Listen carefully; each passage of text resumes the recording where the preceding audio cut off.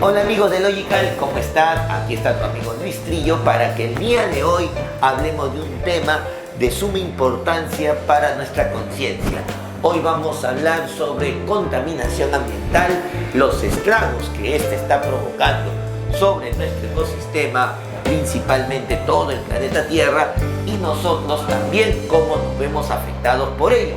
Solo que el día de hoy no vamos a usar para nada la pizarra, así que hoy día la clase de contaminación ambiental lo vamos a realizar de un modo más familiar, así que acompáñame y súbete conmigo al bus de la química que hoy tengo para ti, contaminación ambiental.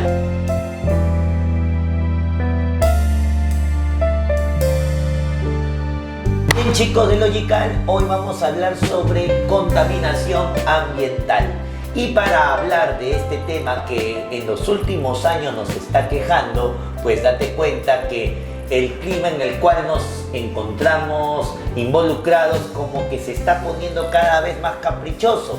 Y eso es producto de que pues el exceso de nuestro costo de vida ha generado de que dependamos cada vez de implementos que sin darnos cuenta o de repente dándonos cuenta a pesar de ello, sabemos que está causando daño al medio ambiente. Es por eso que hoy vamos a tocar todo lo relacionado con la contaminación ambiental. Pero para definir qué es la contaminación ambiental, vamos a empezar a hablar de lo que es un ecosistema. Fíjate bien, muchachón, fíjate bien, cachimbo, que cuando definimos a un ecosistema, hablamos de ese lugar, de ese espacio en el cual existe la interacción de dos factores, los factores bióticos y los factores abióticos. Ahora, profe, ¿cómo yo distingo qué es un factor biótico y qué es un factor abiótico? Fácil, un factor biótico viene a ser aquel factor establecido por toda la materia viviente. Estamos hablando de animales, estamos hablando de plantas, estamos hablando del mismo hombre, los diferentes reinos que tú has estudiado en biología, ¿no? El reino animal, el reino plantar, el reino fungi, las especies vivientes forman parte de los factores bióticos, mientras que los factores abióticos son todos aquellos que nos circundan y que carecen de vida. Por ejemplo, hablamos del suelo, hablamos del clima, del agua que tomamos, el aire que respiramos, la energía solar. Todos esos factores influyen sobre nosotros y nosotros también influimos sobre estos. Por lo tanto, existe una interacción que se realiza en un lugar determinado. A ese espacio donde se da esta interacción le denominamos ecosistema.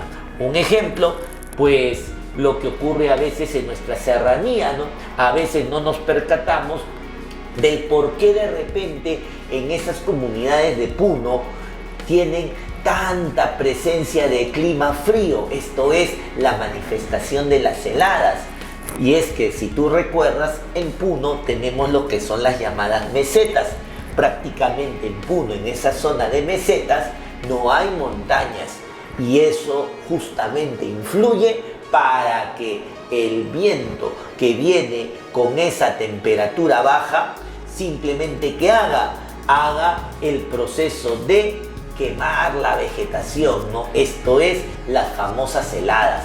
De tal manera que si los cerros estuvieran ahí, controlarían el embate de los vientos y estos no llegarían con tanta fuerza sobre la parte agrícola de la zona de Puno. Entonces ahí nos damos cuenta, por ejemplo, cómo un factor abiótico como son las montañas influyen en el desarrollo de todo el ecosistema. Esto es, la persona, nosotros nos vamos a sentir más cómodos si es que ese aire frío no llegara con tanta fuerza. 2, no perjudicaríamos la vegetación, por lo tanto habría el aprovechamiento de los cultivos para el consumo diario. 3, los animales herbívoros que se alimentan de ello, estamos hablando de la llama, la alpaca, no perecerían. Ustedes habrán escuchado por noticias que a veces tenemos que informar de que ha muerto una cantidad X de alpacas o una cantidad X de llamas o de vicuñas, producto que carecen del alimento principal, que en esta región es el ichu. Entonces eso se da porque los vientos fríos han ocasionado de que esta zona herbácea simplemente no se pueda desarrollar como debe ser apropiadamente. Entonces ahí nos damos cuenta cómo un factor abiótico, en este caso las montañas, causa una alteración del ecosistema. Entonces, el ecosistema, espacio donde tenemos la interacción de factores bióticos y abióticos, seres vivos y seres no vivientes. Ahora bien, dependiendo de su origen, esto es, dependiendo de cómo ese ecosistema ha sido creado, vamos a clasificarlo de dos maneras. Vamos a establecerlo en ecosistemas naturales y en ecosistemas artificiales. Un ecosistema natural, valga su nombre, es aquel espacio creado por la propia madre naturaleza. Esto es, el hombre puede vivir en ese espacio, puede estar en ese ecosistema, pero no ha sido el hombre el que lo ha creado. Por ejemplo, estamos hablando de la selva amazónica. Tú me podrías decir por ahí, pero profe, en la selva tenemos las comunidades como los shipibos, tenemos por ahí los aguarunas. Profe, ¿es el hombre el que está presente ahí en la selva? Sí, el hombre está presente, pero el hombre no lo ha creado.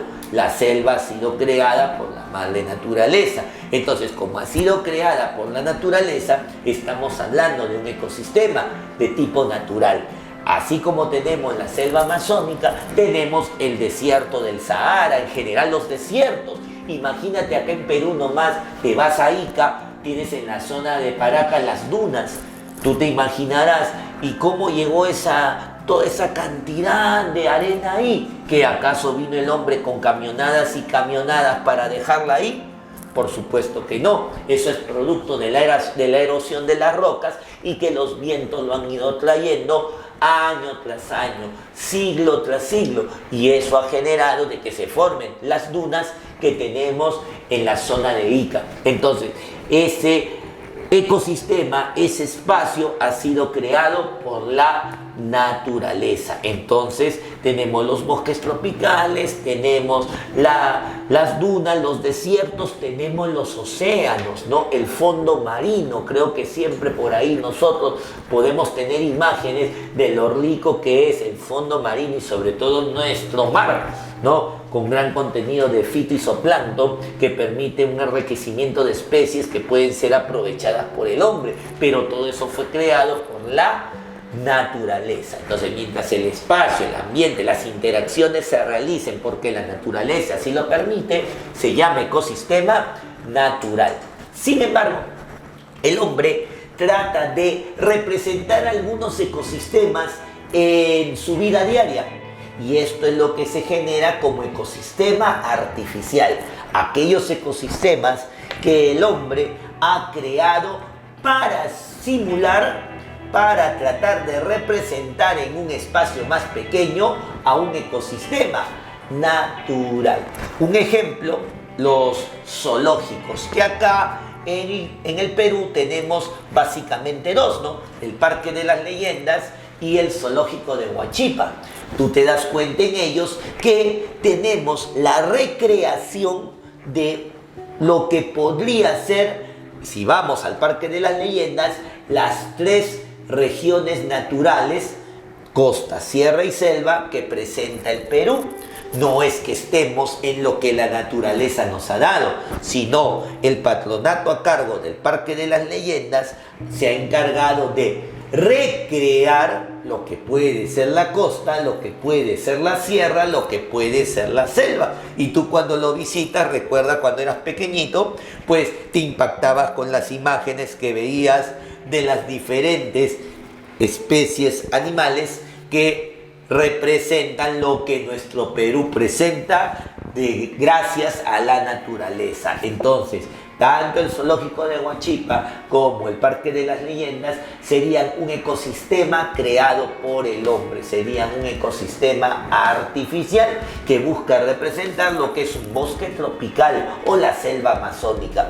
Asimismo también, cuántas veces de repente vamos a un restaurante de comida china y nos percatamos por ahí que tiene el famoso acuario. Según los chinos, ellos les gusta tener su acuario porque les trae prosperidad. Pero en ese acuario que estamos recreando, simplemente estamos recreando lo que viene a ser el fondo marino. Pero eso tú lo has armado. Has colocado la representación de plantas posibles, has colocado piedras de mar en el fondo, le echas constantemente agua y has puesto los peces que a ti más te agradan. De tal manera que ese acuario vendría a ser un ejemplo de un ecosistema artificial. Entonces, los ecosistemas, espacios donde se dan las interacciones entre los factores bióticos y abióticos con la finalidad de poder realizar funciones determinadas, ¿de acuerdo? Relaciones interespecíficas. Tenemos los naturales, creados por la naturaleza, y los artificiales, establecidos por el hombre. Ahora bien, ¿qué es lo que pasa cuando en estos ecosistemas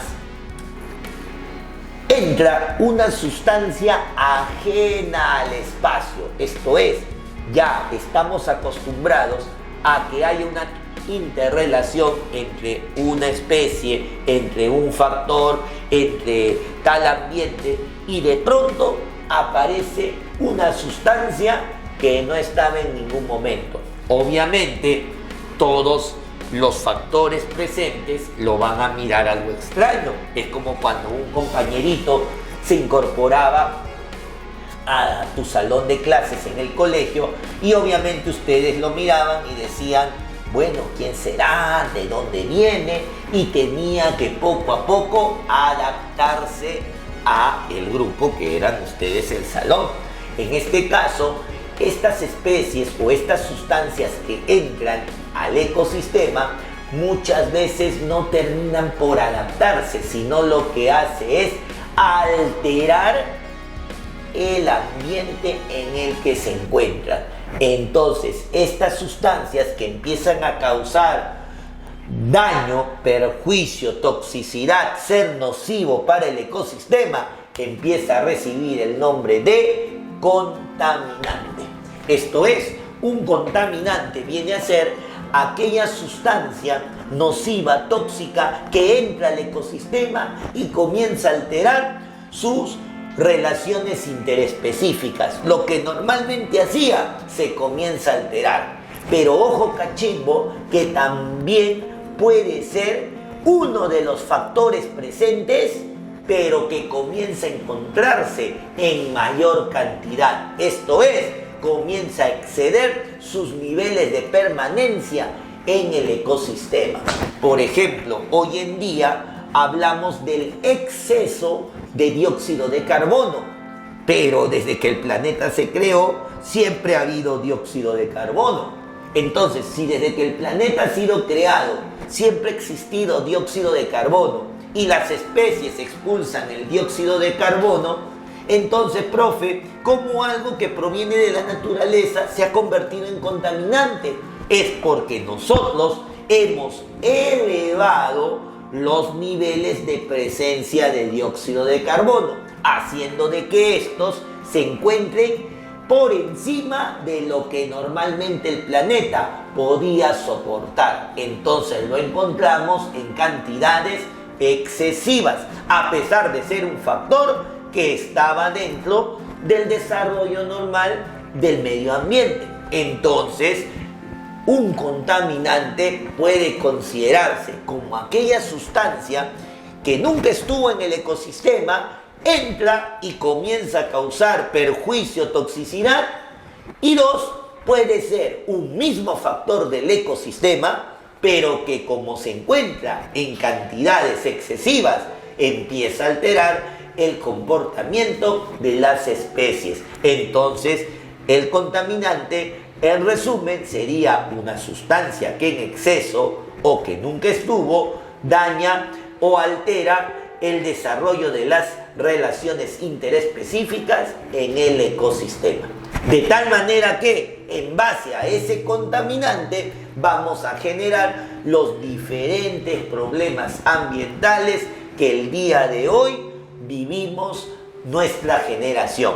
Tal vez la generación de nuestros padres o de nuestros abuelos no pasaron por tantos cambios que nosotros hoy sí los percibimos. Y es por eso que hoy vamos a mencionar todas esas situaciones. Bien, muchachos, entonces ahora tocaremos el primer problema ambiental de orden mundial. ¿Por qué de orden mundial? Porque en todas partes del planeta sentimos este problema que nos aqueja, y es lo concerniente al calentamiento global. Ahora, hay que diferenciar, porque a veces creemos que calentamiento global es equivalente a efecto invernadero, cosa que no es así.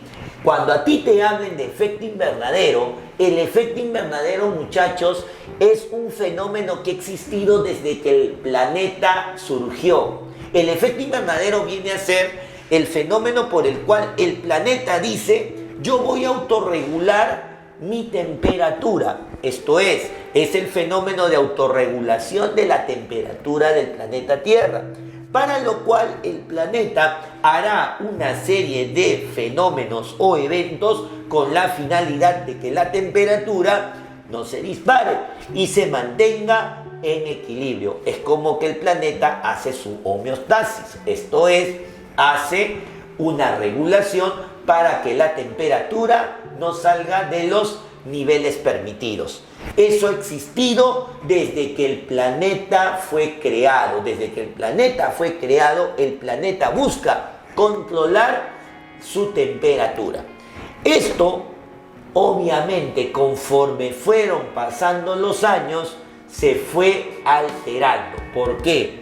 Porque el planeta siempre autorregulaba su temperatura en base a la presencia de ciertos gases, que son el dióxido de carbono, el gas metano y el vapor de agua. Estos tres gases principalmente, dióxido de carbono, gas metano y vapor de agua, siempre han existido en el planeta. Como te comenté hace unos minutos, el dióxido de carbono, producto del metabolismo del ser humano; el metano, producto de la descomposición de la materia orgánica viviente; y el vapor de agua, producto del ciclo del agua. Entonces, si estos gases, estos vapores han existido siempre, el planeta ha podido batallar con ellos y ha podido controlar la temperatura para que estos gases no retengan tanta energía calorífica y haga que la temperatura se dispare. El planeta ha podido con ellos. Sin embargo, si hacemos memoria, a lo largo del desarrollo de la historia hubo la primera revolución industrial. Esto es el principio de las máquinas a vapor, donde el exceso de vapor que ya fue causado por las maquinarias que el hombre comenzó a producir hizo que el planeta dijera: wow, yo no me esperaba que hubiese más vapor en el ambiente. Yo sabía que este era el vapor que siempre controlaba, pero ahora, ¿de dónde apareció este vapor? Este vapor no me lo esperaba, pero por ahí puedo controlarlo. Pero poco a poco fue más, y fue más, y fue más. Y en algún momento el planeta dijo: no, esto está en niveles excesivos. Nuevamente el término exceso, están en niveles excesivos que ya no puedo controlarlo. Luego vino la segunda revolución industrial, las máquinas a combustión interna, los motores diésel, donde ahí que vamos a tener exceso en la producción de dióxido de carbono. La combustión generada por los motores diésel iban a producir niveles de dióxido de carbono por encima de los que el planeta estaba acostumbrado a regular. Y nuevamente el planeta diciendo: wow, dióxido de carbono, yo te conozco, pero en esos niveles nunca te había encontrado. Entonces es en ese momento donde el fenómeno natural conocido como efecto invernadero sale de su rango normal y lo convertimos en un problema ambiental por los niveles excesivos de dióxido de carbono, de vapor de agua y de metano. Es ahí donde aparece el problema ambiental del calentamiento global. Entonces, el calentamiento global es un problema causado por el hombre. ¿Por qué por el hombre? Porque es producto de los niveles excesivos de dióxido de carbono, vapor de agua, metano y ahora agregamos residuos de ozono y de clorofluorocarbonos. Claro, como te digo, en una proporción muy pequeña, pero todas estas especies causadas por el hombre hacen de que la temperatura aumente más de lo que normalmente el planeta podía regular. Entonces el calentamiento global, aumento excesivo de la temperatura del planeta por el exceso de gases de efecto invernadero. Los gases que tradicionalmente el planeta controlaba: dióxido de carbono, metano, vapor de agua, y a eso agregamos niveles pequeños de ozono y de clorofluorocarbono. Entonces, los gases de efecto invernadero siempre han estado. El exceso de estos gases han hecho de que el efecto invernadero se convierta en un problema ambiental y ahora lo conocemos como calentamiento global. Entonces, cuando vengan preguntas de admisión, ya sabes, diferencia entre efecto invernadero, calentamiento global. El efecto invernadero, un fenómeno natural que siempre ha existido porque el planeta siempre ha querido regular su temperatura.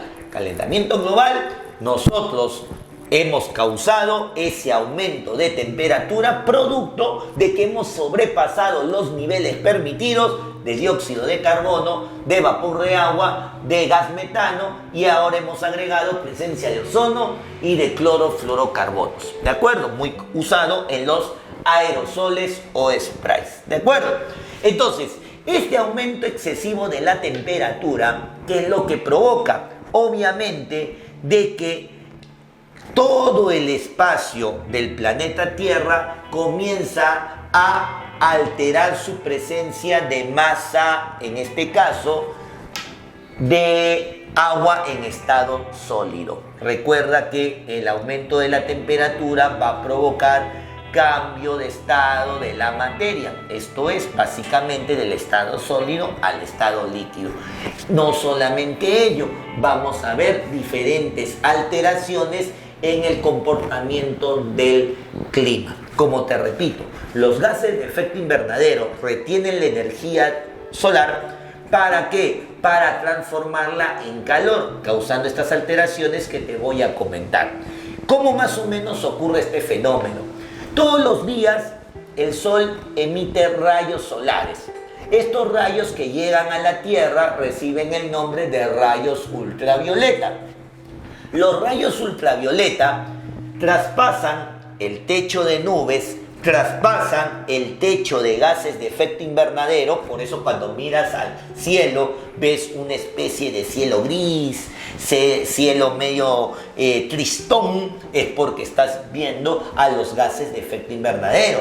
Pero igual, los rayos solares lo traspasan por el alto grado de energía que presentan. Estamos hablando de radiación ultravioleta.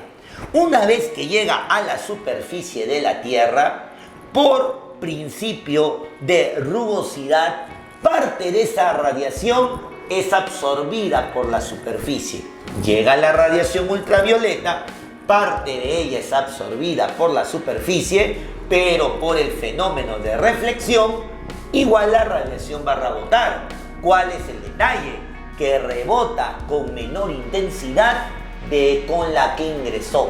De tal manera que ya lo que rebota no es radiación ultravioleta, sino radiación infrarroja.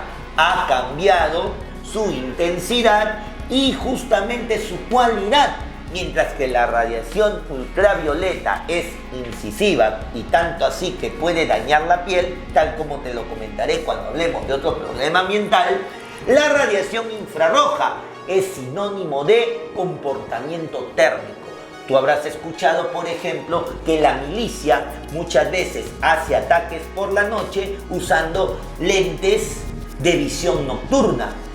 Profe, que puedes ver a una persona en la oscuridad, lo que pasa es que tú estás detectando su emanación de calor, su emanación de radiación infrarroja. Por eso se le llama lentes de visión nocturna o lentes infrarrojos. Entonces, lo que está rebotando luego de que la radiación ultravioleta llegó, fue absorbida en parte por la superficie terrestre y lo que está rebotando es radiación infrarroja. Como no tiene el mismo poder que tenía la radiación ultravioleta cuando llegó, entonces los gases de efecto invernadero simplemente dicen: ¿a dónde te vas? Te quedas atrapado aquí conmigo, y simplemente esa radiación comienza a chocar y rebotar en el interior de la troposfera, de tal manera que hace de que el ambiente se vuelva cálido y poco a poco el espacio se vaya convirtiendo como si fuera un sauna. Esto es, la temperatura comience a elevarse cada vez más. Entonces, en ese momento nos damos cuenta que ya no estamos hablando de efecto invernadero, sino estamos hablando del calentamiento global. Entonces, este aumento desconsiderado de la temperatura obviamente va a generar problemas de diferentes estilos.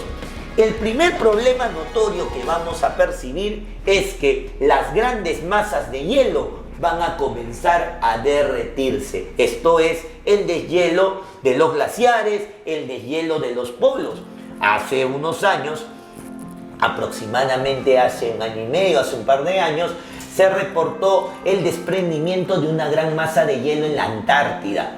Esa masa de hielo se desprendió a pesar que estaba cientos de años ahí. Recuerda que después de la última glaciación, que fue la glaciación de Wisconsin, desde ahí el planeta no ha tenido alteraciones en su superficie, así causado por otro fenómeno fuerte ocasionado en los últimos años. Entonces, este aumento de temperatura hizo de que una gran masa de hielo de la Antártida se desprenda. Y si nos ponemos a pensar, ¿qué pasa cuando el hielo comienza a flotar? Obviamente el hielo poco a poco comienza a derretirse.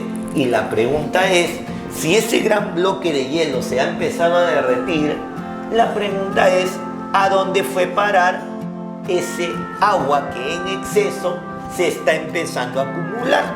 Entonces, así como hablamos de deshielos, también poco a poco empezamos a hablar de inundaciones. O sea, producto de este aumento de temperatura, las masas de hielos van a comenzar a derretirse, como te digo, tanto en los glaciares como en los polos. Otro, por ejemplo, estamos por ahí escuchando de repente por ahí en las noticias de que Groenlandia prácticamente ha empezado a crecer plantación. Tú debes recordar que Groenlandia está en la parte norte, en la zona de Siberia. Y si ahí, profe, hablamos de gran masa de hielo, ¿cómo es posible de que ahora esté creciendo plantación? Fácil, lo que pasa es que ya no tenemos tanto hielo ahí. Y eso es producto por el aumento de temperatura. Entonces estamos viendo cómo poco a poco los niveles de hielo van a ir reduciéndose y se van transformando en agua líquida que debemos preocuparnos dónde está terminando. Otro caso, por ejemplo, acá nomás en Perú, tú visitas los diferentes nevados y de repente, por ejemplo, el típico nevado Huascarán, ya no lo vas a conocer tal vez como el nevado Huascarán, sino como la montaña Huascarán. Los niveles de hielo en el Huascarán también se han ido reduciendo. Eso nos da a entender que acá en el Perú el proceso de calentamiento global cada vez se va sintiendo más.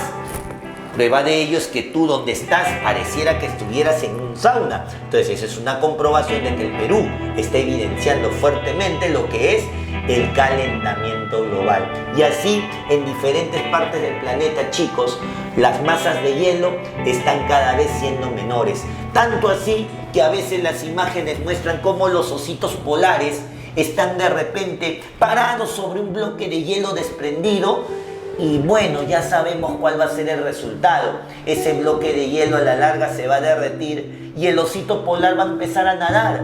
Va a empezar a nadar buscando superficie donde ponerse de pie. Cosa que ya sabemos que a la larga nunca lo va a lograr. Y nuestros ositos polares poco a poco van a ir desapareciendo de la faz de la Tierra. Y eso es un problema que el planeta no lo ha causado, sino que lo hemos causado nosotros por el uso indiscriminado, como te digo, de maquinaria o de diferentes artículos que han permitido, si bien mejorar nuestra calidad de vida, pero no nos hemos puesto a pensar en las especies que nos rodean y que no tienen la culpa de llevarse todo el daño que perjudica al ambiente. Entonces, ese aumento de temperatura está ocasionando, como te dije, deshielos en las regiones, está ocasionando inundaciones y al haber también mayores niveles de agua líquida por el efecto de la temperatura mayor, obviamente vamos a tener formación de mayor presencia de vapor de agua. Por lo tanto, al haber mayor vapor de agua, ya sabemos que el vapor de agua que conlleva a lluvias. Por lo tanto, hablaremos de lluvias torrenciales, tal como se ve en partes del planeta donde hace tiempo no se veía que llovía y sin embargo está comenzando a llover por horas, por días. A veces acá en el mismo Lima nos sorprende la famosa garúa de verano. Y esa garúa de verano, profe, ¡wow! El clima está loco. No, es una forma de manifestarse el calentamiento global. Tanto vapor caliente hay en la atmósfera que tiene que condensar y a la hora de condensar tenemos el caso de la llovizna de verano. Entonces, son problemas que nos van aquejando. Entonces, ante esos problemas, el ex candidato presidencial Al Gore hizo una ponencia en el año 2005, ¿no? En el año 2005, 2008, hace una ponencia en la cual manifiesta los cambios que se están dando producto de los niveles excesivos de dióxido de carbono, ¿no? Al Gore establece de que durante cierto periodo de tiempo, aproximadamente 20 años, íbamos a pasar por situaciones como la que ya estamos evidenciando. Inundaciones que de repente podían generar la desaparición de algunas penínsulas o de algunos países costeros a modo de franja, tal como es el caso de repente de Panamá, tal como es el caso por ahí de Japón. Ese estrecho podría causar inundación debido a los mayores niveles de agua que se iban a estar produciendo, ¿no? Ese documental tú lo puedes encontrar en YouTube y se llama Una verdad incómoda, ¿no? Un documental bien interesante donde puedes apreciar el enfoque que tuvo Al Gore sobre los niveles de dióxido de carbono y donde podemos ver cómo masas que antiguamente eran hielo, hoy se han convertido en pequeñas lagunas, que ha pasado un periodo de más o menos 70 años, lo que antes el planeta siempre lo cuidó por miles de años, como el hombre con sus aspectos contaminantes ha logrado de que eso cambie a una presencia de laguna en un periodo de 70 años. Entonces, de esa manera, muchachos, podemos ver cómo el aumento de temperatura está ocasionando todos estos daños al medio ambiente. Ahora, ¿cómo nosotros podemos buscar de repente formas o mecanismos para controlar este aumento indiscriminado de la temperatura? Entonces, es ahí donde los diferentes grupos ambientalistas y algunas empresas están buscando modos para que reduzcamos el uso de maquinarias que generen grandes niveles de dióxido de carbono, básicamente.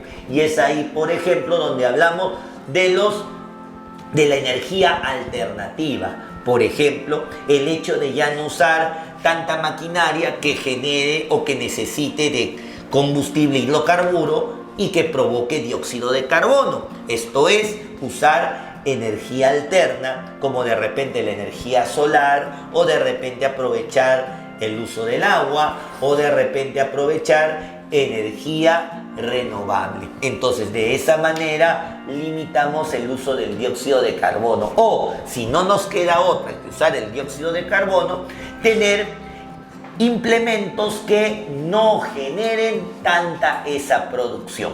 Una forma, por ejemplo, de ver los niveles de dióxido de carbono producidos es con los artefactos eléctricos. El uso de la electricidad genera dióxido de carbono porque hay una combustión de por medio. El detalle, ¿cuál es? Que con el correr del tiempo las empresas han ido modificando sus tipos de focos. Por ejemplo, de un foco tradicional de yodo de 100 watts a lo que ahora conocemos los focos LEDs de 4 watts aproximadamente. Ahorras un menor consumo y a su vez generas menos producción de dióxido de carbono. Entonces, de esa manera medimos el control de este gas. ¿Para qué? Para reducir el avance del calentamiento global. Como te digo, este cambio a focos LED ayuda bastante para reducir los niveles de dióxido de carbono. Ya ni siquiera los focos ahorradores, muchachos, sino más bien la característica LED. También tenemos por ahí los artefactos eco, aquellos cuyo sistema de trabajo hace de que entren en modo suspensión para que así no tenga que estar dependiendo constantemente de la absorción de energía y constantemente esté produciendo dióxido de carbono. Tenemos por ahí también los cargadores. Antes un cargador de teléfono teníamos que tener cuidado de no dejarlo conectado. Ahora menos mal que tiene un autocontrol de que una vez que la batería está al 100% ya no deja de seguir pasando corriente. Lo regula, ¿para qué? Para no manifestar más dióxido de carbono. Muchachos, los artefactos eléctricos, el uso de la electricidad en exceso va a provocar que los niveles de energía aumenten, obviamente tu consumo más y por ende mayor presencia de dióxido de carbono. Es por ello que habrás escuchado que siempre en el mes de marzo, aproximadamente el día 21 de marzo, siempre un grupo ambientalista de los panditas, de acuerdo, organiza la Hora Planeta, en la cual al menos ese día, por una hora, a las 8:30 de la noche, apagamos las luces. ¿Para qué? Para decirle al planeta, oye, descansa, no te preocupes, no necesitas estar consumiéndote todo el dióxido de carbono que yo genero por mi tablet, por mi teléfono, por mi televisor, por mi refrigeradora, por mi equipo, por todas las luces prendidas en mi casa. No te preocupes, hoy voy a apagar todo por una hora. Descansa, planeta. Y de esa manera ayudarle al planeta a que tome impulso y pues pueda seguirnos acompañando. Recuerden, muchachos, que tenemos un solo planeta, tenemos un solo lugar donde vivir, porque hasta el día de hoy no sabemos nada de que podamos ir a otro lugar en el espacio. Entonces hay que cuidar el lugar que tenemos, hay que cuidar el planeta, y si por ahí tenemos el espacio para recorrer la Hora Planeta, hay que aplicarlo, muchachos. Hay que al menos por un momento decir, wow, apaguemos un momentito las luces para hacer que el planeta pueda descansar. Y no solamente ese día, sino al menos los días sucesivos. ¿De qué te sirve tener todas las luces prendidas en tu casa? ¿Que te sientes solo? ¿Necesitas compañía? Bueno, pues no necesitas tener todas las luces prendidas para sentirte acompañado. Entonces, al menos solamente ten encendido la luz del ambiente donde te vas a encontrar. Y si puedes, como te digo, cambiarlo a un foco LED, sería mucho mejor. Entonces, el uso de energías alternativas en lugar del uso excesivo de corriente eléctrica. Otro posible método para poder ayudarnos a cuidar el planeta de este problema ambiental es la reforestación. Esto es, nosotros sabemos que muchas empresas por ahí talan indiscriminadamente los árboles de la selva, no solo de nuestra selva amazónica, sino de las diferentes selvas que hay en el mundo. Entonces, tú sabes por biología que las plantas expulsan al exterior oxígeno y absorben el dióxido de carbono presentes en él. Entonces, el detalle ¿cuál es? Al no haber árboles que hagan ese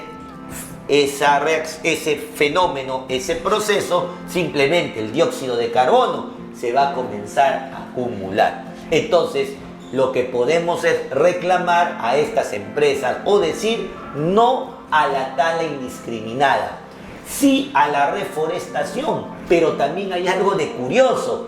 Estas empresas muchas veces dicen, muy bien, me talo 10 árboles grandes, enormes, que tienen la capacidad para absorber grandes niveles de dióxido de carbono, y te planto 10 árboles enanos. Pero estos árboles enanos todavía no tienen el poder de absorber grandes cantidades de dióxido de carbono. Es como tú, caramba, cuando eras bebé no podías comerte un pollo a la brasa. Hoy que eres grande sí, pero de pequeño no.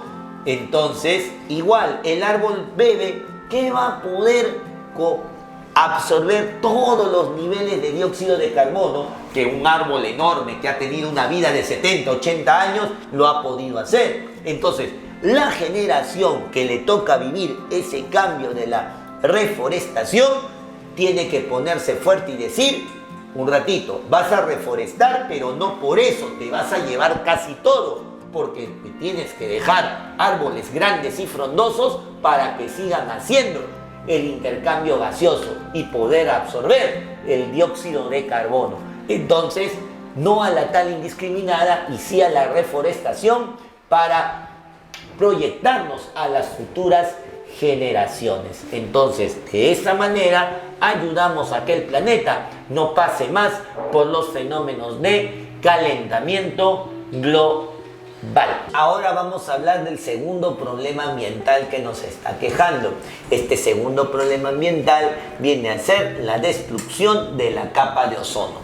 Entonces, lo primero que tenemos que tener en cuenta es que la capa de ozono viene a ser ese cinturón que encontramos en la estratosfera y que justamente lo que permite es filtrar los niveles de radiación ultravioleta. Esto es, la radiación ultravioleta de que va a pasar, pero el objetivo de la capa de ozono es que la radiación no pase con gran intensidad.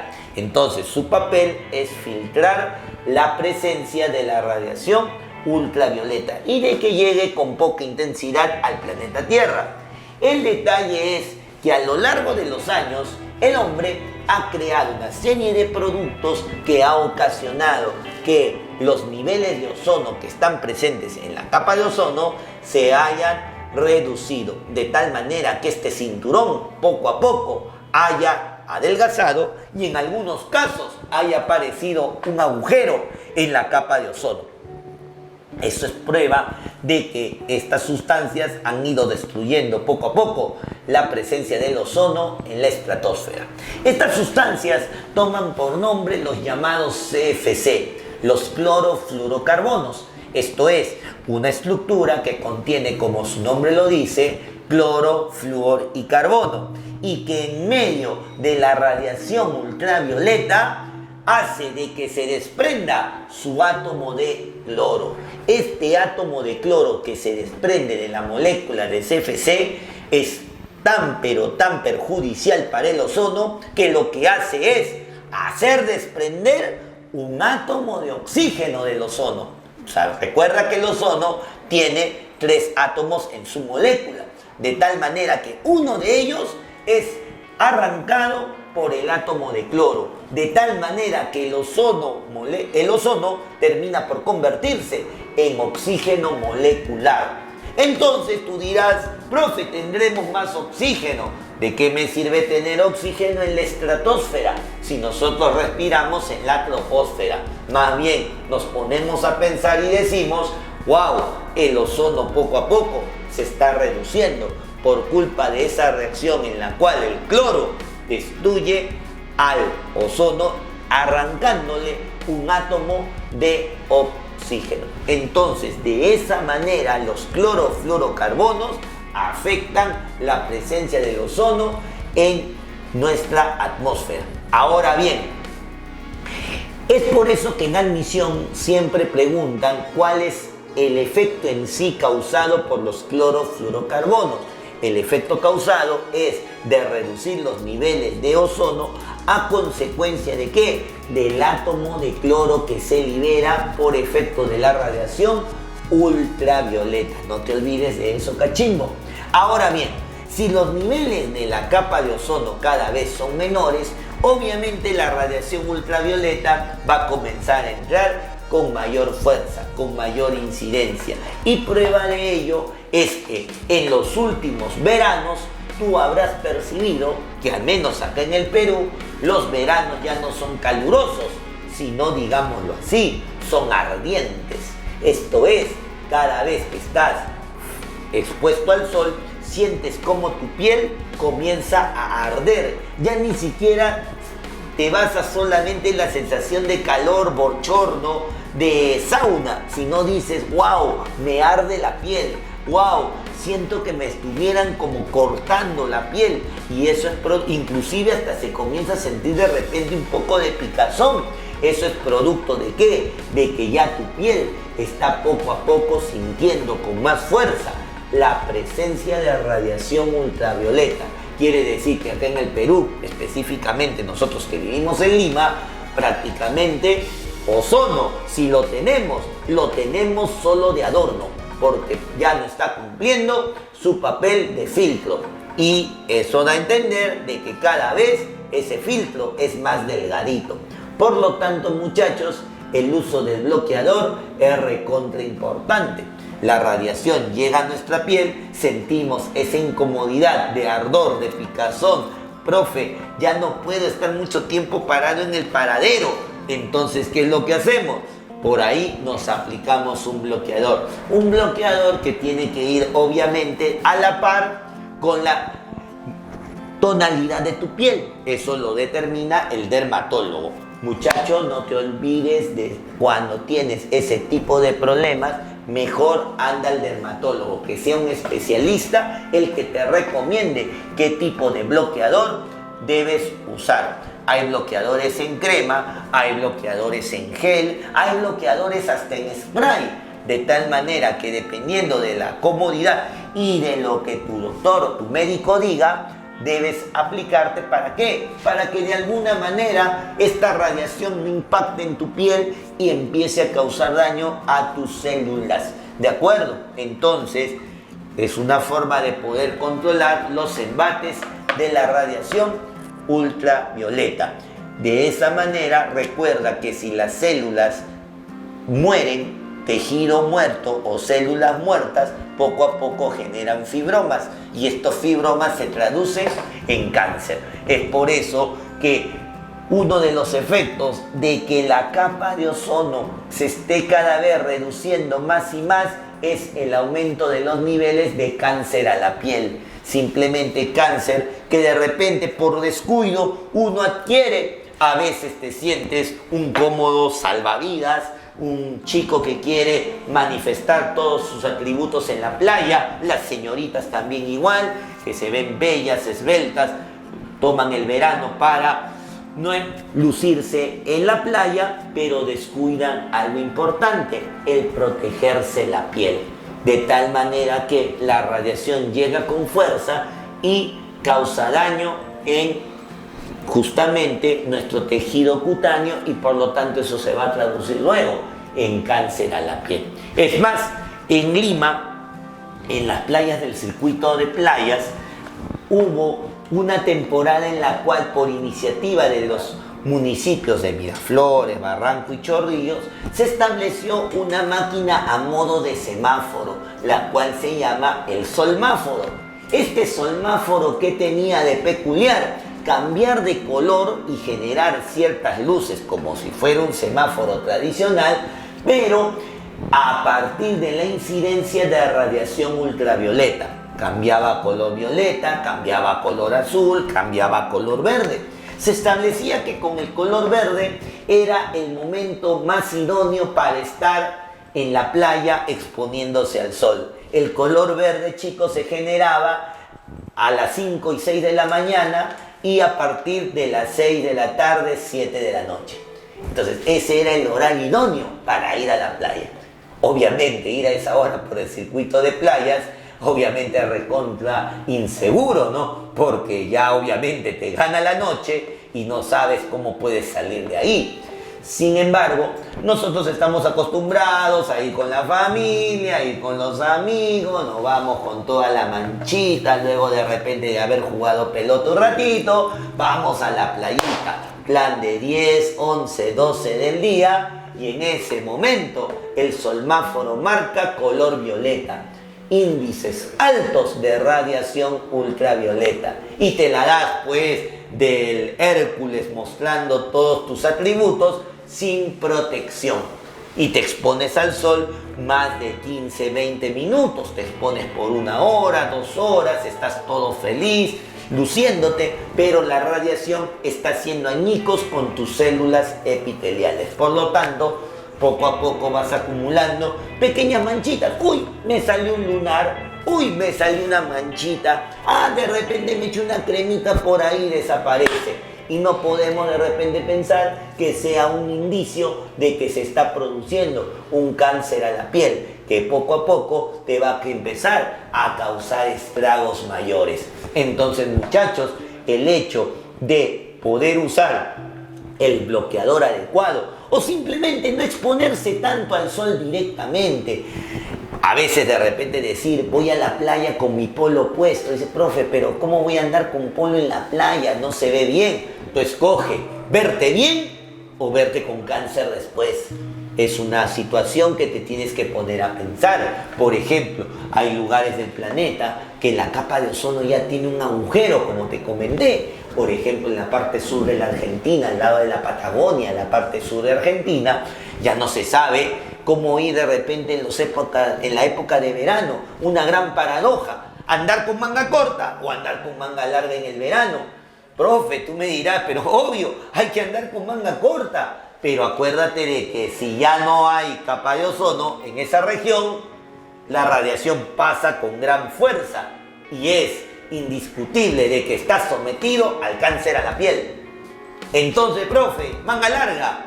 Pero como es verano, la transpiración, la sudoración que puede generar problemas dermatológicos de hongos. Entonces empieza a surgir una paradoja en el vivir de estas personas en esa región de la Patagonia. Conclusión, muchachos, hay que cuidar el ambiente. No hay que dejarnos engatusar por productos que a la larga pueden causar daño y que nosotros el día de hoy podamos estar pasando los efectos. El uso de CFCs causa que la capa de ozono se vaya destruyendo. ¿CFCs en qué? Por ejemplo, en desodorantes, en aerosoles. A veces tú agarras un desodorante y te lo echas como si fuera insecticida. Oye, te bañas con todo el desodorante que quieres salir con ella, con tu amiga de toda la vida, esa chica especial que ennoblece tus sentimientos, que es tu musa inspiradora y quieres oler bien, pues, ¿no? De repente por ahí te ganó el tiempo para ir al baño, darte un duchazo y desodorante a litros. Entonces, no mires de que ese botecito de spray contiene CFC y las moléculas de CFC van directamente a la atmósfera y es el ozono el que se va a perjudicar. Tú bien elegante, atractivo, bien visto, con tu aroma bien generado, pero el planeta que tiene culpa de ello. Entonces ahí, por ejemplo, vemos un daño fuerte con respecto al uso de los sprays, de los aerosoles.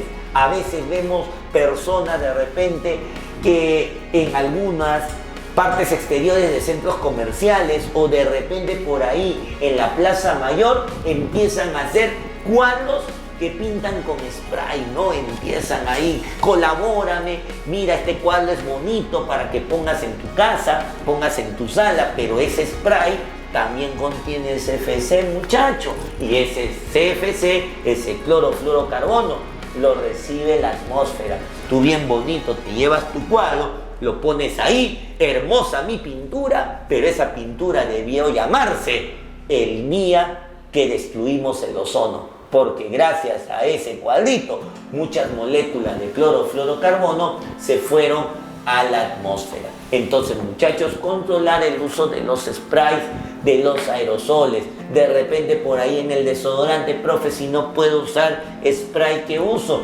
Desodorante en crema. Tal vez por ahí tú dirás, profe, pero el desodorante en crema mancha la ropa.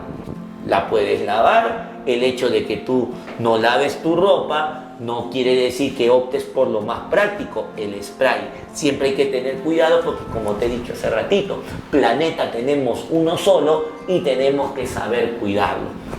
Otro detalle que por ahí está ocasionando la destrucción de la capa de ozono es que algunas personas comienzan a tener daño ocular. La radiación ultravioleta es tan fuerte, tan incisiva, que puede dañar el nervio óptico. Es por eso que usamos lentes con protección UV. Esto es, los lentes con protección UV no es solamente para que veas bien, sino impide de que la radiación ultravioleta llegue con fuerza a tu vista y no vaya dañando el nervio óptico. Como siento por ahí que de repente mi vista se está dañando cuando empiezo a sentir picazón, cuando empiezo a sentir ardor, un lagrimeo que digo, wow, ¿por qué me lagrimea la vista? Si ella no me ha dicho nada, si él no me ha dicho nada, es que estás lagrimeando de repente por la culpa, tampoco, sino simplemente porque tu vista se está cansando debido a los excesos, ataques de radiación ultravioleta. Por eso, por más que digas yo veo bien, siempre es bueno tener lentes de protección UV. Así digas, veo bien, no necesito lentes para poder distinguir algo. Nadie te está diciendo ponte lentes porque eres medio cegatón, sino usa lentes para que te protejas de la radiación ultravioleta y luego tu problema de acortamiento de vista no se convierta en una ceguera a futuro. Por eso, muchachos, hay que cuidar el planeta y reducir los niveles de producción de clorofluorocarbono. No te olvides, el átomo de cloro es el culpable que pueda el ozono destruirse, arrancándole un átomo de oxígeno para de esa manera, en vez de tener ozono, tener oxígeno en ese cinturón que necesitamos exista para que la radiación ultravioleta no nos cause daño día con día. Ahora, chicos, hablaremos de algunos fenómenos o problemas que ya no son netamente de orden mundial, pero que ocurren en algunas zonas dependiendo del grado de agentes contaminantes presentes en ello. Un problema, por ejemplo, que ocurre en ciudades metrópolis o ciudades industrializadas es el caso de la lluvia ácida.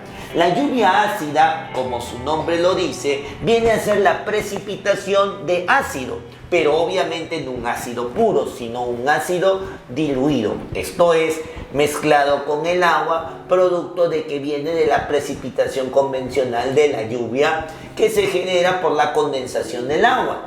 Esto es provocado porque el vapor de agua se encuentra con unos gases que obviamente no son similares a él. En este caso, se encuentra en ese momento con gases de óxidos de nitrógeno y de óxidos de azufre. Básicamente, anhídrido nítrico u óxido nítrico y anhídrido sulfúrico u óxido sulfúrico.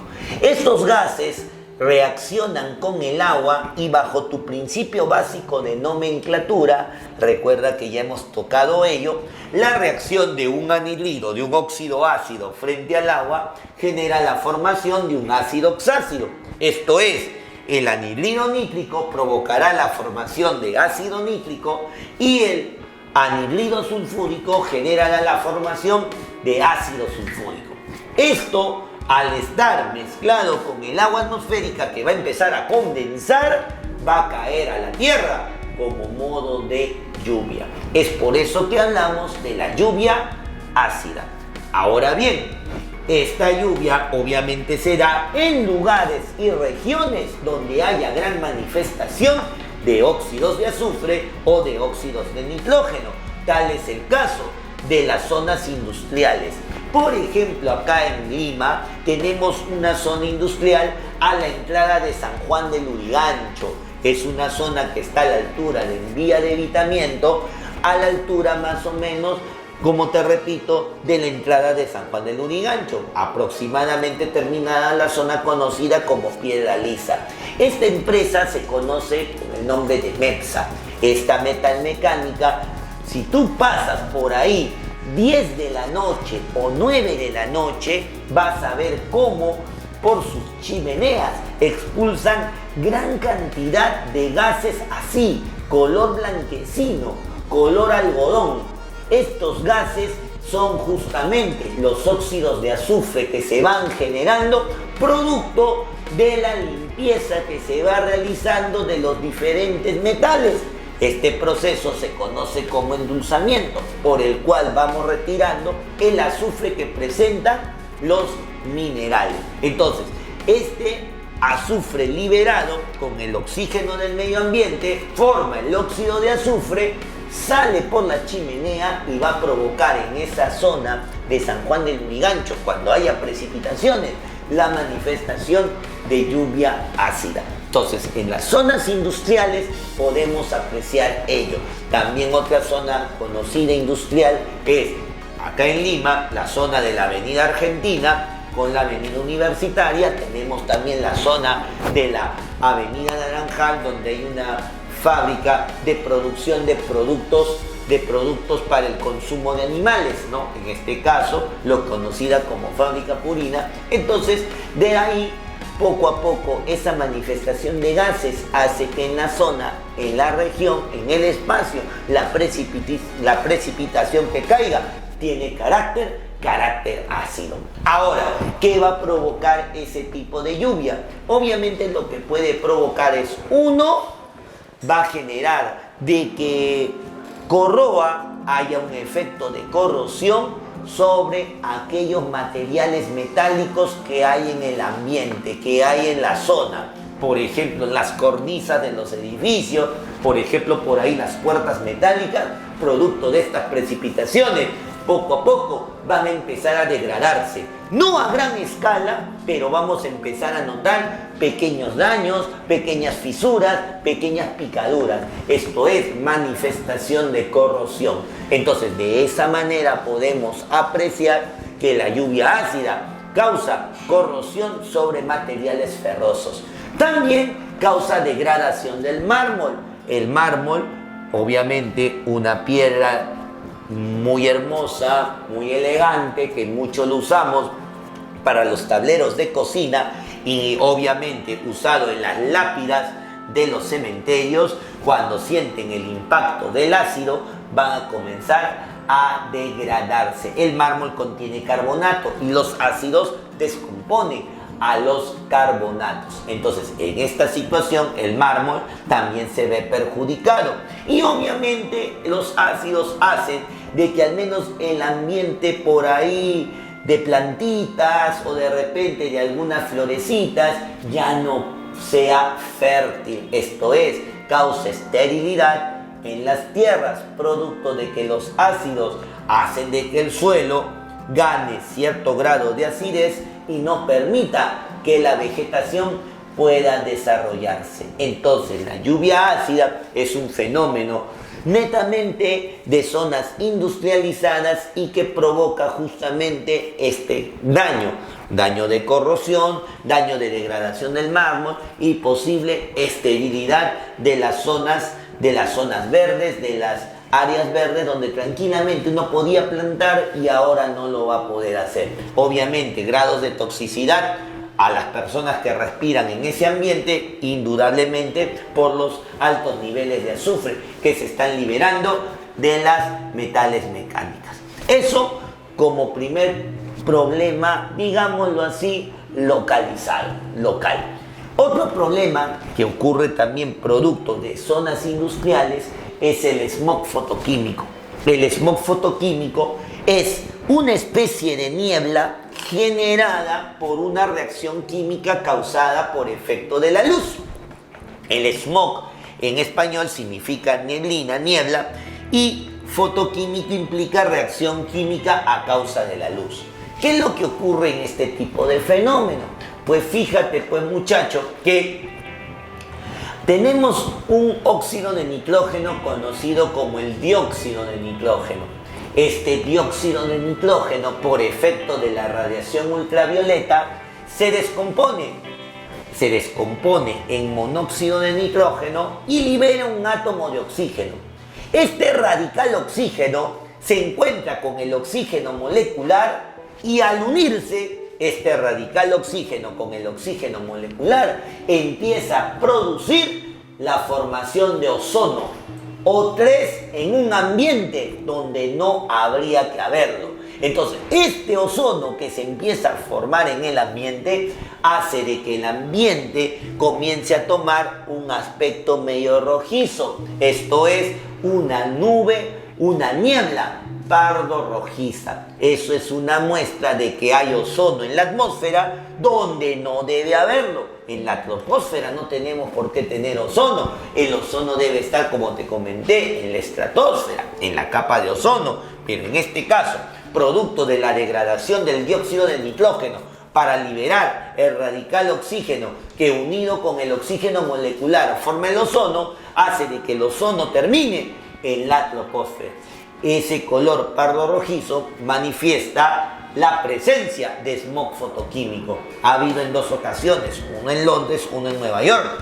Y cuando se ha dado, las personas que han estado respirando en esos momentos han empezado a sentir irritación en el tracto respiratorio. Esto es, el ozono, recuerda que es corrosivo y empieza a causar daño al momento de respirar. Por lo tanto, este fenómeno, como también te vuelvo a repetir, se da en zonas industrializadas, zonas metrópolis, tal es el caso de Londres, tal es el caso de Nueva York, donde, como te digo, la industria ocasiona de que emanemos sustancias no tradicionales y obviamente el ambiente comienza a reaccionar frente a ello. Entonces, ese es nuestro segundo problema localizado, el smog fotoquímico. Y por último, tenemos el fenómeno o el problema ambiental de la eutroficación.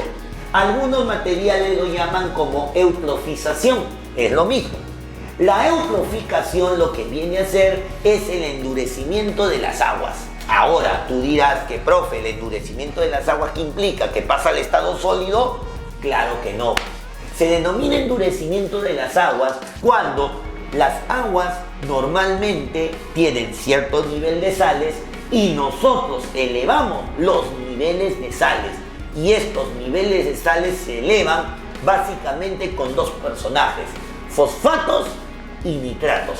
Los fosfatos y nitratos en exceso hacen de que el agua se endurezca, eleve sus niveles de sales, provocando con ello de que la vegetación se alimente más de la cuenta.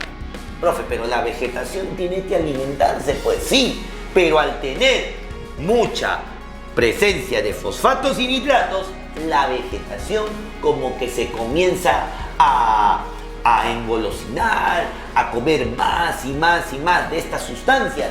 Crece, crece, crece y crece desmesuradamente, haciendo en algún momento de que toda la zona de la parte acuática donde esta plantación estaba creciendo llegue a estar tapiada. En otras palabras, la eutroficación es el crecimiento desmesurado de plantas acuáticas, pero ojo, de ríos, lagos y lagunas por el exceso de nitratos y fosfatos.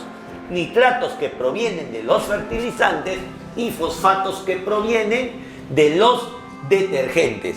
El exceso de estas sustancias hace de que la plantación se alimente por encima de lo normal. se desarrolle más de lo normal y por lo tanto que ocasione de que la superficie acuática comience a quedar tapiada, convirtiendo este espacio, digámoslo así, como si fuera una cancha de gras, pero en el agua. Profe, esta cancha aparentemente de gras, ¿qué viene a ser? El resultado del crecimiento de las plantas acuáticas. Obviamente, al haber un crecimiento excesivo y tapiar toda la superficie, no deja pasar la radiación solar, no deja que haya el desarrollo de la cadena alimenticia bajo el fondo acuático y por lo tanto las especies que están en ese lugar poco a poco van a ir muriendo. No van a tener oxígeno para poder hacer su intercambio gaseoso, no van a poder realizar su metabolismo y por lo tanto el ecosistema del fondo acuático cada vez va a perecer. Es por eso que la eutroficación es la forma con la cual explicamos la formación de los pantanos. A veces nosotros escuchamos los pantanos de Villa como un ejemplo de atractivo turístico. Sin embargo, hay que ponernos tristes porque un pantano realmente es un ecosistema que ha muerto, es un ecosistema que producto de los excesos de nitratos y fosfatos que el hombre ha arrojado al agua, producto de su común vida, esto es el lavar la ropa, el hecho de echar abono por doquier sin medir las consecuencias, ha ocasionado de que todo eso vaya a parar a la laguna, vaya a parar a los ríos, vaya a parar a los lagos y ha ocasionado de que las especies, el ecosistema interior vaya muriendo. Por lo tanto, ese pantano que nosotros conocemos como los pantanos de Villa, tú puedes ver ahí crecimiento excesivo de vegetación, pero fauna no se ve. ¿Por qué? Porque simplemente la fauna ha muerto o simplemente ha migrado a otro lugar. Porque los ecosistemas muertos son los conocidos como los pantanos. Entonces, eso es una clara evidencia del problema de la eutroficación. Hubo un tiempo que en la zona del lago Titicaca eso se estaba dando y empezó a llamársele el fenómeno de la lenteja verde. Si tú buscas en Google y pones lenteja verde como un fenómeno ambiental, vas a ver que va a hablar sobre la eutroficación y vas a ver cómo en ese ambiente se ve prácticamente el lago como si fuera una cancha de gras sintético. Entonces, por esa razón, muchachos, cuando nosotros empleamos fertilizantes o lavamos nuestra ropa, hay que tener en cuenta dónde estamos haciendo llegar el agua de ese lavado o dónde estamos haciendo llegar el residuo de esos fertilizantes utilizados. Mejor usar un fertilizante natural, guano, de acuerdo, que es lo más natural que hay, a usar tantos productos químicos que a la larga son aprovechados por lo que nosotros queremos obtener, cultivar, pero su residuo va a terminar a causar daño para las especies del planeta.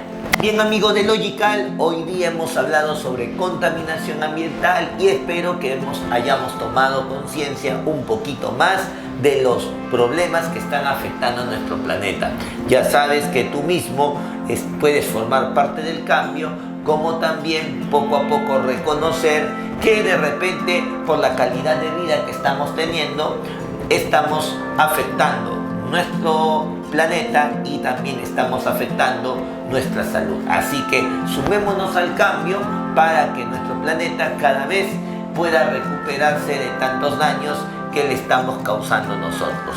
Sigue acá con nuestra página de Logical, sigue dándole like a nuestros videos y conmigo será hasta un nuevo momento en el cual seguiremos hablando del apasionante mundo de la química. Nos estamos viendo en el próximo video.